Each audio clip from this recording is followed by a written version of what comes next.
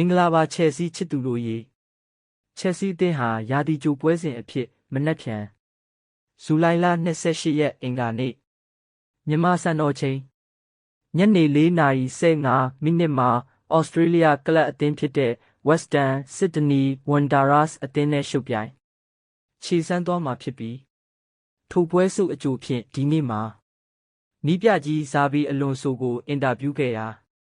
သူ့ရဲ့စကားတချို့ကိုပြန်လည်မျှဝေပေးမယ်ဗျာကိုပါမာနဲ့ရောဂျာတို့တွဲဖက်မှုပေါ်အလွန်ဆိုကကျွန်တော်မှာအစီအစဉ်တစ်ခုရှိပါတယ်အကြံဉာဏ်တစ်ခုလည်းရှိပါတယ်သူတို့နှစ်ယောက်ကောင်းကောင်းတွဲဖက်ကစားနိုင်ကြလိမ့်မယ်လို့ကျွန်တော်မြင်အောင်မိပါတယ်ကျွန်တော်တို့အနေနဲ့အသင်းဟန်ချက်ညီစေမဲ့ကောင်းမွန်တဲ့ပေါင်းစပ်မှုမျိုးလိုအပ်ပါတယ်ကျွန်တော်တို့ရဲ့နီးဗျူဟာတွေချင်းကပ်ပုံတွေနဲ့ပွဲစဉ်အလိုက်စီစဉ်ထားမှုတွေမှာလိုက်ရောညီထွေပြောင်းလဲနိုင်စွမ်းရှိရပါမယ်ကျွန်တော်တို့မှာကိုယ်ပိုင်မူဝါဒတွေရှိပြီးလိုချင်တဲ့ရလဒ်ကအတူတူဖြစ်နိုင်ပေမဲ့မတူညီတဲ့နည်းလမ်းသစ်တွေကိုလည်းစမ်းသပ်ခဲ့တယ်လို့ရှေ့ဆက်ပြီးလည်းစမ်းသပ်သွားမှာပါကစားသမားအပြောင်းရွှေ့အထူးသဖြင့်အသင်းကနေထွက်ခွာသွားမဲ့သူတွေနဲ့ပတ်သက်ပြီးအပြောင်းလဲတချို့ရှိလာနိုင်တယ်ဆိုတာကိုကျွန်တော်တို့သိထားဖို့လိုပါတယ်လိုက်ရောညီထွေရှိပြီးလျင်မြန်စွာတုံ့ပြန်ဆောင်ရွက်နိုင်ဖို့လည်းလိုအပ်ပါတယ်အဓိကအချက်ကတော့ကျွန်တော်တို့မှာရှင်းလင်းတဲ့အကြံဉာဏ်နဲ့ရှင်းလင်းတဲ့အစီအစဉ်တစ်ခုကိုတိစောက်ထားပြီးသားဖြစ်နေဖို့ပါပဲ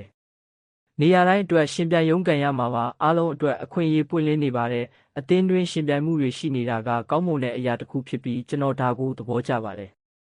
နောက်ပြီးအလွန်ဆိုကနေရာစုံတွင်ကစားနိုင်စွမ်းရှိသူမော်ဂန်ရောဂျာနှင့်ပတ်သက်ပြီး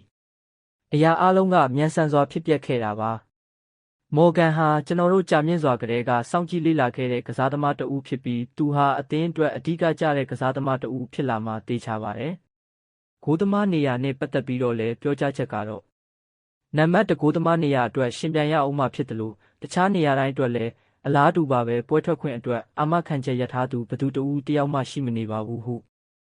ချယ်ဆီနီးပြဇာဗီအလွန်ဆိုကအခုလိုပြောကြားခဲ့ပါတယ်